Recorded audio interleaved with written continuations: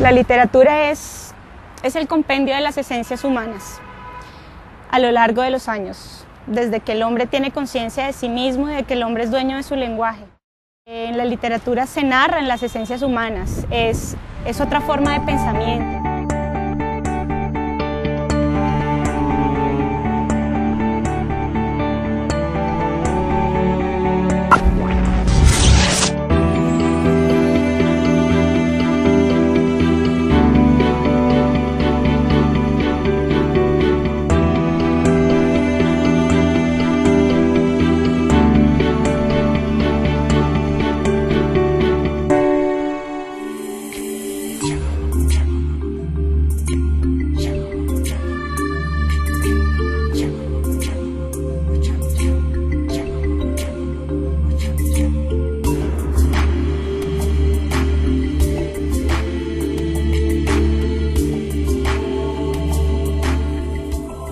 Quien escribe no está pendiente de hablar de algo verificable, sino sencillamente de algo que pueda ser creíble, y para todos es creíble, bueno, los mundos que nos inventamos, los mundos en los que vivimos, que sencillamente son narración de nuestra propia esencia. Y con esencia me refiero no solamente a lo subjetivo, sino también a lo colectivo, es decir, el hombre en la sociedad. La literatura es producto como de esas dinámicas individuales y colectivas, y eso hay que estudiarlo. Funcionan los índices verbales dentro del texto para apuntarme a esa hipótesis de lectura. Bueno, mi nombre es Valeria Osorio Restrepo. Yo actualmente trabajo en el Colegio Los Nogales como español y literatura, y en la Universidad Minuto de Dios en comunicación y procesos lectores. Pero la experiencia pedagógica de la que vamos a hablar la desarrollé en el Nuevo Gimnasio. Yo trabajé en ese colegio 1 año y 8 meses. Entonces lo que va a suceder es que en el fondo Tertuliano Máximo Afonso no se puede despegar tan fácilmente de Elena. Desde que estaba en el colegio me encontré con una profesora que se llama Yolanda Corredor, y yo siempre le digo que por culpa de ella fue que yo estudié literatura. Y ella sabe que fue culpa de ella. Ella llegaba con todo su conocimiento a clase y sencillamente nos hablaba. Entonces era un poquito como un trabajo de seducción, y con ella hice un vínculo muy fuerte también, porque empecé a descubrir cosas que yo no sabía, que era, por ejemplo, que la literatura se estudiaba, que no era solamente una cosa de identificación y pasional y emocional, sino que tenía sentido estudiarla. Pero yo quería como tener un discurso importante sobre lo literario, porque además me apasionaba, porque escuchaba a Yolanda hablando de cosas distintas a las que estaban escritas, pero que de alguna manera a quien estaba sentado de este lado le abría muchas posibilidades, muchos caminos y muchas nuevas perspectivas.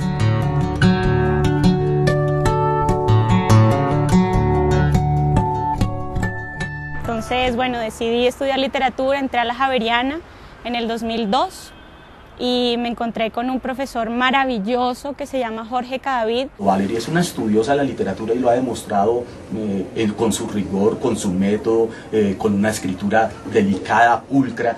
Y bueno, estando en literatura con todos estos profesores maravillosos, yo decía, sí, definitivamente, ok, la lectura pasional, la emocional, la que eriza cuando uno lee, sí, deliciosa.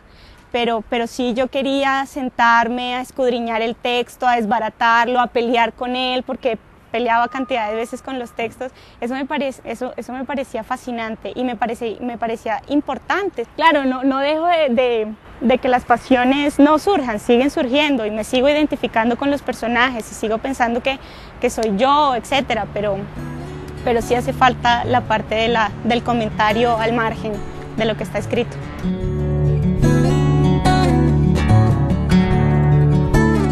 Sigue habiendo cosas para hablar alrededor de lo literario, que lo literario es algo que no se acaba, que precisamente lo que estábamos tratando de estudiar nosotros eran esencias de las culturas, de las sociedades y el método sobre todo, porque al principio estamos muy perdidos, no sabemos qué hacer con las obras literarias, nos da miedo hablar porque no queremos decir cosas que no son, entonces situarnos, ubicarnos en contexto, es decir, aprender a que para el estudio de la literatura hacen falta muchas cosas. Entré a trabajar en el colegio del que me gradué, que fue Nuestra Señora del Buen Consejo. Ahí entré en el 2006.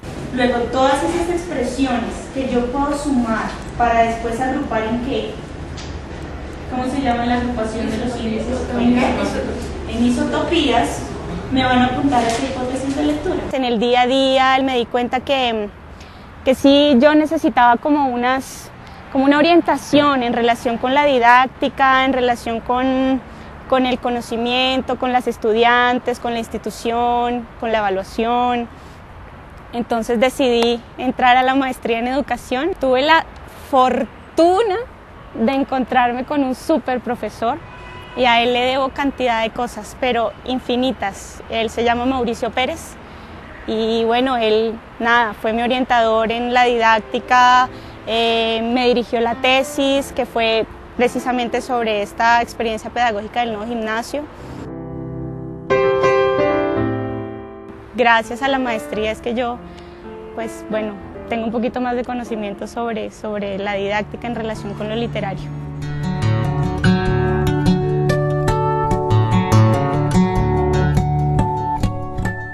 No, ser profesor es ser un mediador, es coger el conocimiento, es pasarlo como por el velo de la subjetividad y mostrárselo a otros. Puedes partir de que la sociedad configure la identidad del ser humano y que si tú extrapolas esa situación y la aplicas ahora en la sociedad, uno de los aspectos socioculturales que pueden influir en la identidad de los seres humanos. Antes de que estuviera Valerie como profesora con nosotras, era como leer por cumplir y leer por sacar buena nota y ya. Pero ya después Valerie, con su amor por enseñar y con su amor a la literatura y esa pasión y ese empeño que le ponía a las cosas, como que esa buena energía se iba transmitiendo y nos iba mostrando cosas que iban más allá de. Entonces nos iba mostrando nuevos elementos, nuevas cosas, nuevos enfoques para analizar y que realmente lo enriquecen a uno como persona. Esta cuestión del rigor, es una palabra como ya asumida, me parece importante en la docencia, es decir, enseñarles a ver que una cosa es el disfrute, el goce, pero otra cosa es el trabajo serio sobre la literatura, es decir, la literatura es un discurso que produce significado y eso tiene que estudiarse. No podemos decir cualquier cosa y validarlo desde la opinión. Otro concepto importante sería este concepto de destino, por lo que juega un papel relevante en cuanto a que puede ser por causa o por casualidad o por casualidad. Pero a mí sí me parece importante que se hable estrictamente, no decir cualquier cosa, no todo está permitido. Entonces a mí me parecería terrible hablar de El hombre duplicado, que fue el texto que trabajamos en la secuencia didáctica, y decir cualquier cosa y que todo estuviera validado por el propio discurso de la identificación y de las emociones, etc. ¿Sabes cuál es el problema? Tertuliano ha concebido la historia, con mayúscula y con minúscula, como un engranaje. Pero resulta que a ese engranaje le salió otra patica, yo no sé cómo se llaman los dientecitos, ¿no? de la máquina. El estudio riguroso de la literatura lo que hace es abrirle a quien se dedique a eso o a quien al menos lo haga y sepa que se puede hacer y que se debe hacer, le abre un espectro de posibilidades muy amplias de acercarse a una realidad nueva, a una realidad que está en el mundo en el que vive y a una realidad rica sobre todo.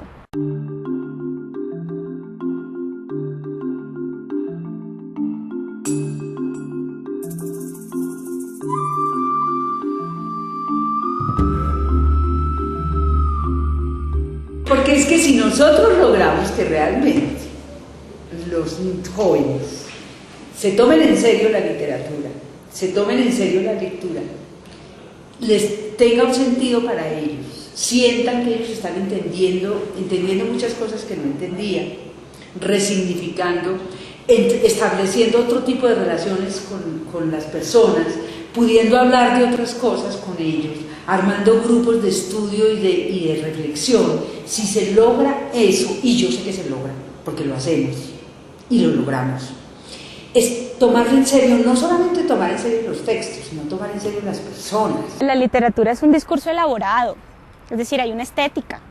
Y si hay una estética, pues hay todo un proceso de pensamiento detrás, un proceso filosófico. Y como discurso elaborado tiene unas formas particulares de acercarse a él. Es un discurso distinto. Luego, no podemos usar las mismas herramientas que utilizamos con todo. Tiene que ser unas herramientas específicas para analizar lo estético, para analizar lo filosófico, lo cultural, lo sociológico, lo antropológico. Además convergen muchísimos discursos, entonces hay que aprender cómo a desligarlos para analizarlos a fondo. Para mí era un reto, digamos, leer rigurosamente la literatura, entonces subrayaba, volvía a leer, cosas que yo no hacía con la literatura. Entonces empecé a encontrarle ese sentido, un sentido como, sí, la literatura tiene cosas que decir en la educación y pues tiene y habla de la realidad. Además, es otro camino que se le abre a la literatura. No es pensarla solamente como el goce, como el hobby o como sencillamente para leer en los ratos de ocio. La literatura realmente, creo que desde el romanticismo, es decir, desde el siglo XVIII, ya empezó a tener otro carácter. Fue cuando la literatura fue capaz de reflexionar sobre ella misma y crear su propio método. Y dicen que la literatura realmente tiene un nacimiento muy tardío, es decir, que nace en el siglo XVIII con los románticos, porque son los primeros que entienden que es un objeto de estudio y que por tanto puede tener un método. Y entonces rompía de alguna forma con la concepción de inspiración, de bohemia. En medio de la fugacidad, la literatura sigue reclamando lo eterno, la eternidad, sigue reclamándolo. Y pienso que sigue habiendo gente que le crea eso. Y si sigue habiendo gente que le crea eso, pues qué buena cosa o qué buena decisión que el colegio sea un espacio para educarnos. La literatura puede ser una materia escolar, pero la literatura no es una materia escolar para ninguno de nosotros. Muy pocas personas se dedican a la literatura, o son críticos literarios, o son escritores, no, pero todos compartimos el lenguaje que nuestra cultura ha producido en estos niveles de lenguaje literario, ¿no? Entonces, yo creo que la escuela debería contemplar también este ámbito como ámbito específico.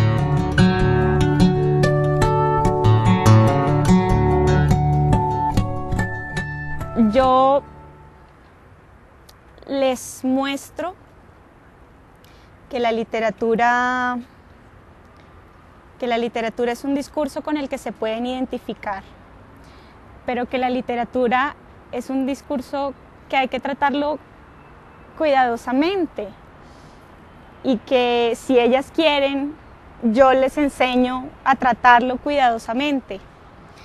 Entonces, cuando ellas ven que primero hay un nivel de exigencia, siento que puede ser un reto para ellas responder a eso, primero. Segundo, cuando ellas ven que no es solamente lo ladrilludo de la lingüística y el estudio formal y venga, dividamos el texto y hablemos de los personajes, sino que ellas son productoras de conocimiento, eso también les da un lugar importante dentro de la clase. En un libro diferente hubiéramos visto de pronto primero cómo se caracteriza el personaje y ya después veríamos el problema como el nudo, pero acá pues vemos cómo se manejan esos como paralelos. Sí, de acuerdo. Cuando tú asumes en el grupo un rol de productor de conocimiento, tú tienes que venir con las herramientas suficientes para sustentarlo frente a otro, porque es que tú no eres el único que está, precisamente estamos formando como una comunidad o una colectividad en la que estamos tratando de producir cosas interesantes, cosas importantes alrededor del discurso literario. En el libro El hombre duplicado de José Saramago nos encontramos con la historia porque yo sé que hay pérdida de identidad dentro del otro personaje, pero creo que, o sea, uno empieza a leer el libro y el libro gira siempre en torno a Tertuliano Máximo Alfonso y a las decisiones que él toma y cómo él busca su identidad.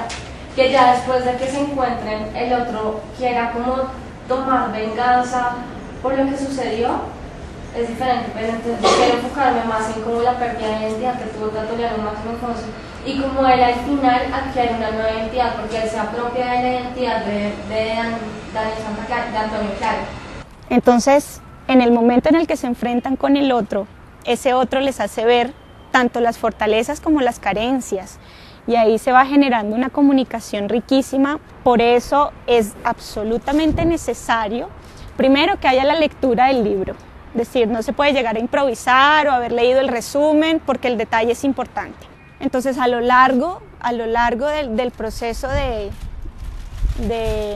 la secuencia, lo que tienen que hacer ellas es formalizar esa intuición, ver si es cierta, si le están atinando a lo que es, si es sostenible lo que están diciendo. Yo quiero resaltar esa idea de que esta experiencia es un buen ejemplo de una secuencia didáctica muy organizada, muy sistemática, en la cual los conceptos centrales son decididos por la maestra, en este caso, con un propósito muy claro que es trabajar un objeto, en este caso la literatura, de manera rigurosa y construir unos saberes específicos sobre ese objeto. Y la secuencia didáctica entendida como un sistema de acciones, de interacciones orientados a ese propósito, permite llevar a buen término la enseñanza y el aprendizaje. Enseñar a escribir parten de dos ideas. Primero, que para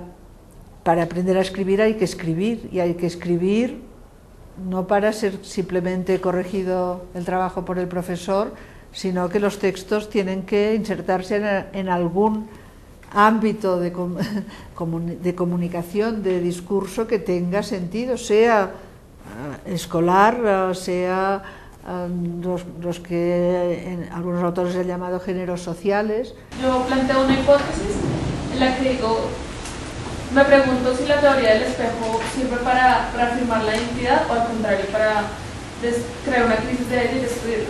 Entonces, en un primer momento hablo como de la teoría del espejo, que se basa como en el reflejo del otro yo frente a otro. O sea, uno mismo se ve frente a otro con las mismas acciones. En un segundo momento, el otro yo como reflejo de identidad. Entonces, es cuando Tertuliano entra en la crisis de identidad al verse reflejada en Antonio, y por último llega a la conclusión que existe una crisis de identidad a la vez la teoría del espejo. Pero es necesario que los alumnos aprendan, no simplemente para motivar, sino que aprendan que los textos que surgen de estas situaciones de escritura no tienen cualquier estructura, sino que la estructura, el contenido, las soluciones incluso lingüísticas están relacionadas con la función que aquel texto tiene o con el ámbito en el cual aquel texto circula. Para comenzar, es importante dar a conocer algunas de las conjeturas planteadas que surgen a lo largo del libro, de la lectura del libro, para después presentar una posible hipótesis sustentada y argumentada a la luz del libro en nombre del publicado. Entonces asumen esa responsabilidad, se asumen como sujetos productores de conocimiento, y claro, no pueden salir con opiniones fácilmente rebatibles, sino que tiene que haber una preparación, tiene que ser un discurso sólido. Eso no se da de un día para otro, por supuesto, pues precisamente por eso la concepción de secuencia, que ellas vayan aumentando su arsenal. El personaje podría recibir cualquier nombre, un nombre X que no sería relevante dentro de la historia, pero el hecho de que aparezca tantas veces, que tantas, por decirlo, escenas de la historia, o sea, giren alrededor del nombre, significa que, o sea, Saramago le dio el nombre a ese personaje por algo, porque tiene un significado, entonces, porque le da ciertas como connotaciones al personaje y de alguna manera lo define, y podríamos decir que hasta lo limita. Finalmente, heredar de la secuencia la capacidad de tomar un discurso, saber cuáles son las herramientas que necesito, dar un veredicto, proponer algo mostrárselo al otro y tener la capacidad de responder a las preguntas del otro. El espiritual en cuanto a la pérdida de la identidad y la parte biológica. O sea, si en realidad hay una mutación con ese otro personaje que le encuentra que es idéntico a él. Ellas partían de su ponencia, ese era su producto, y a partir de la estructura que les da la escritura, la organización, ellas generaban discurso oral sobre lo literario. No es solamente la estructura de discurso que uno tiene para hablarle al otro, sino una organización de las ideas, una organización del contenido y por supuesto mezclar los elementos que yo traigo del texto, recorto del texto y poder combinarlos de manera escrita con mi propia escritura, es decir, hacer conciliar la escritura de otro y mi propia escritura. Finalmente no escribíamos o no hacíamos análisis literarios serios.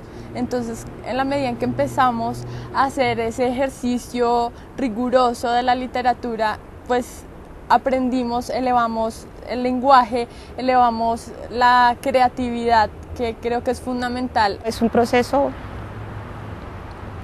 arduo en el que no solamente se evalúa el contenido, la idea que yo produzca, sino la forma en la que lo escribo, la estructura, la coherencia, que sea un discurso elaborado, que la literatura amerita también discursos elaborados y las niñas le apostaron a eso, a escribir también rigurosamente. Sobre todo la escritura nos ayudó muchísimo para darnos a entender hacia las otras personas, cómo transmitir las ideas que nosotras teníamos de manera seria y coherente y que tuviera una secuencia lógica.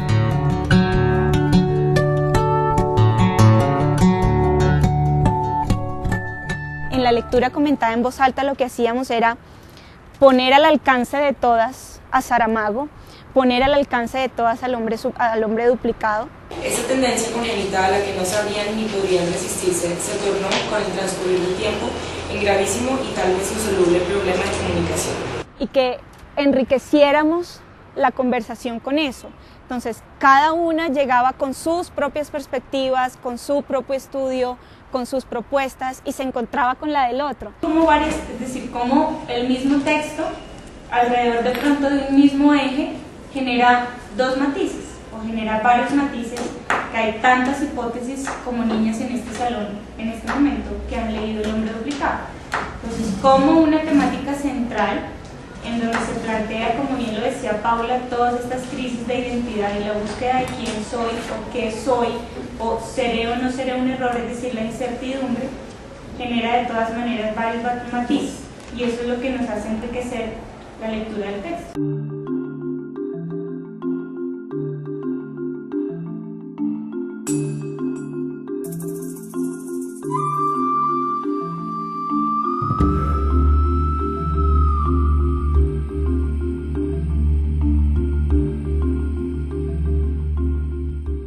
Entonces, bueno, el reto era, bien, listo, yo tengo mi propuesta, tú tienes la tuya, creemos que son igualmente válidas, vamos a ver cómo las defendemos. Finalmente, pues ella no puede aceptar que su esposo se haya ido con la novia de su socia y finalmente, pues, o sea, se muera y ella estuvo con otro hombre, entonces podría ser que le tocaría quedarse ligado a Elena.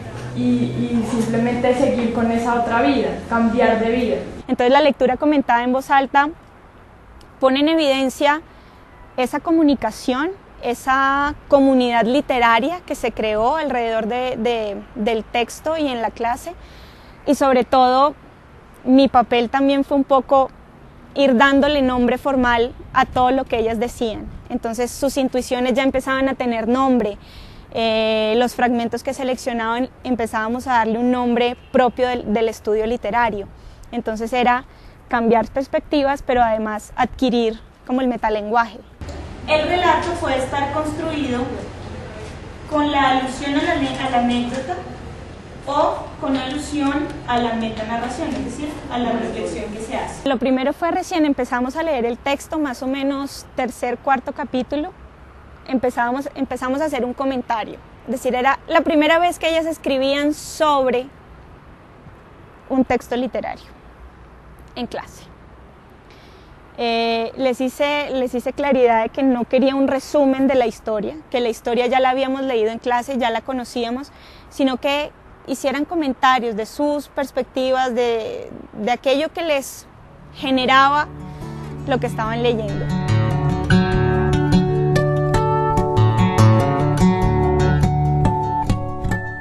A medida que íbamos avanzando, ellas iban haciendo como una escritura de posibles temas que pudieran abordar luego de la lectura del Hombre Duplicado. Pienso que de pronto el asunto pues, de la identidad se puede retomar después de eso, después de que haya decidido qué hacer con su vida, pero que en ese instante lo que le preocupa no es si va a morir 31 minutos después o si ella es el original. Eso pienso que no le preocupa al personaje en ese momento, sino está arrepentido por eso, porque él pudo haber impedido que María Paz muriera. Analizábamos cuáles temas eran pertinentes y por qué, y cuáles no y por qué. Lo que me interesa es el porqué de esa percepción de determinados índices, porque finalmente eso es lo que nos va a determinar qué tan rigurosamente estamos leyendo. O sea, los útiles se encuentran como cuando explican, describen el cuarto de estudio de Tertuliano Máximo Afonso. Y entonces empezó el proceso de relectura, decir, bueno, listo, ya leíste la historia, seleccionaste algo que te parece que es viable trabajar, ahora devuélvete y busca las evidencias.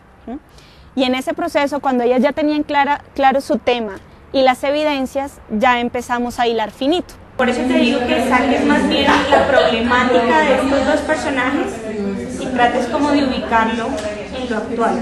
Eso podría ser una salida. O sea, quitar el término globalización. No quites el término globalización, sino que esto no se ve dentro del texto. O sea, no puedes explicar el texto a la luz de la globalización. Yo me sentaba con ellas me llevaban su texto, yo al lado de ellas corregíamos estilo, corregíamos contenido, corregíamos forma. Los ejercicios en clase que hacíamos con Valerie permitían también que pues eleváramos nuestro discurso. A veces teníamos un discurso muy sencillo, muy de la calle, pero teníamos que generar discurso académico. Pero además de esa evaluación conmigo, había etapas en las que ellas tenían que leer, no exponer, sino leer su propio texto frente a las compañeras. Y ellas mismas, como hay un proceso de distanciamiento ahí, ya se daban cuenta de sus fortalezas y de sus carencias, de sus debilidades. También a partir, como ya dije, que es a partir de estos dos campos semánticos que voy a desarrollar la ponencia, voy a plantear cómo es el individuo el que decide sobre su propio destino y no hay un destino predeterminado, y a través de que decide el individuo, pues es a través de ese sentido común que le permite reflexionar y elegir al mismo tiempo. Hasta que la ponencia estuvo hecha, finalizada, y ellas mismas se escogieron entre ellas cuáles eran las ponencias más fuertes para escucharlas en el coloquio y generar otro tipo de debate ya en un nivel un poquito más arriba, más superior. Señora, pues a mí me parece interesante la ponencia de María Angélica Moreno, porque ella utiliza la intertextualidad con el libro de Milán Kundera. Entonces es interesante ver cómo a partir de esa intertextualidad ella ve el concepto de identidad como una construcción del sujeto. Por eso me parecería adecuado escogerlo.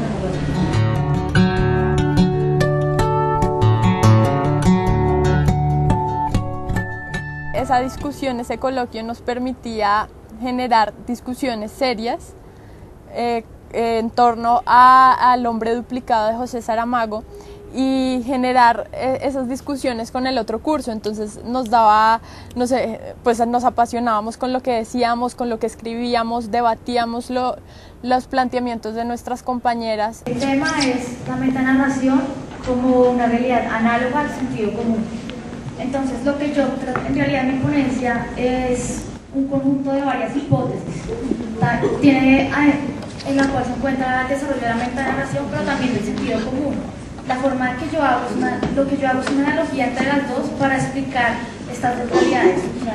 La analogía viene a ser desde que la metanarración es un campo semántico que se explica a partir de otro campo semántico que es el sentido común. ¿Por qué? Porque la metanarración es una reflexión sobre las palabras en este caso, y el sentido común es una reflexión al sujeto que le permite tomar sus propias decisiones. ¿Por qué el coloquio? ¿Por qué la preparación? ¿Por qué la argumentación? Bueno, ya he venido pues insistiendo en que hay que decir algo con razones específicas, que la literatura no nos permite todo solamente porque sea productora de múltiples significados. Otra cosa que me interesó sobre la reflexión que hace Saramago y es el fenómeno de la cursificación de las palabras, que se refiere al significado que van tomando las palabras en la historia.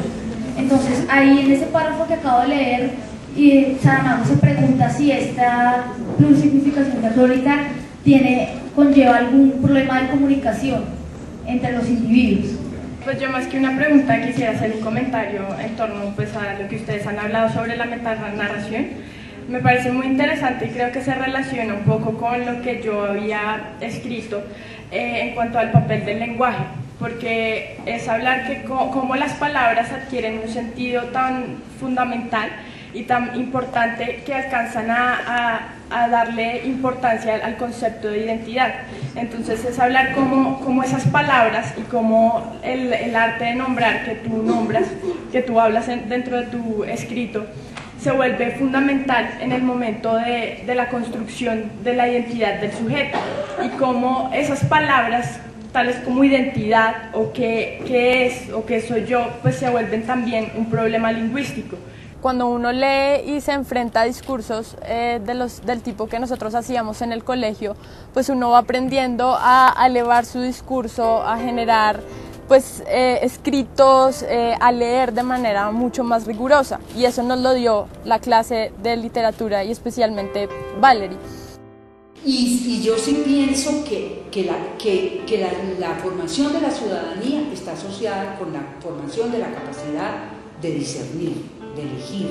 Yo creo que, como dice Saramago, la verdad no existe, pero la mentira sí. Yo creo que la literatura es muy importante en la medida en que me ha permitido, digamos, abrirme a nuevas formas de conocimiento y me permite como generar o me da creatividad. Y yo creo que el pensamiento creativo es una de las cosas vitales del ser humano, y eso sí me ha permitido, digamos, comprender muchas de las relaciones, muchos de los fenómenos, no solo de mi vida universitaria, sino de mi vida en general.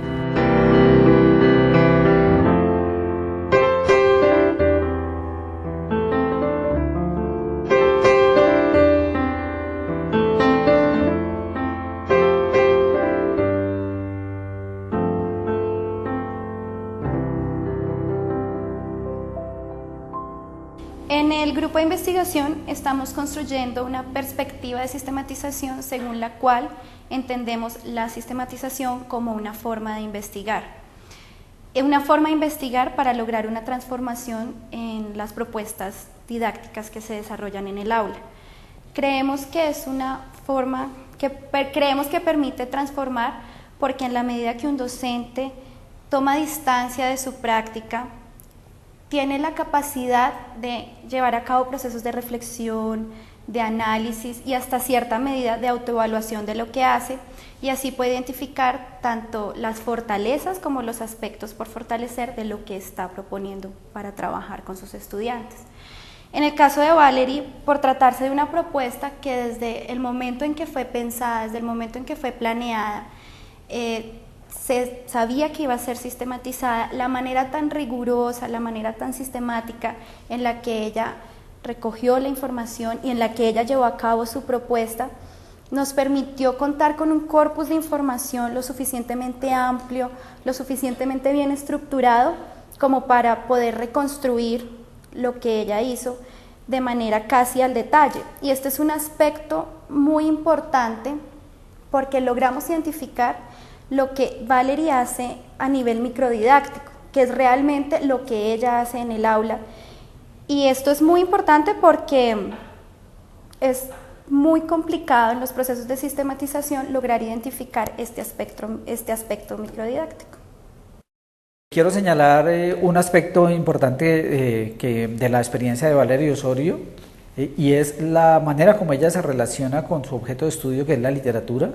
Esa forma rigurosa, sistemática, ordenada y apasionada con que ella enfrenta su objeto de estudio, la rigurosidad en su estudio de maestría. Yo fui profesor de ella en la maestría, y esa manera como ella seriamente se acerca a su objeto de conocimiento es muy evidente en la manera como ella trabaja la enseñanza de la literatura con sus estudiantes en el Colegio Nuevo Gimnasio. Entonces, me parece que la relación que establece una persona con su objeto de conocimiento tiene un correlato en la forma como enseña ese objeto de conocimiento. No es una cosa, no es un espacio distinto el espacio de la enseñanza de la manera como se relaciona con ese objeto de conocimiento.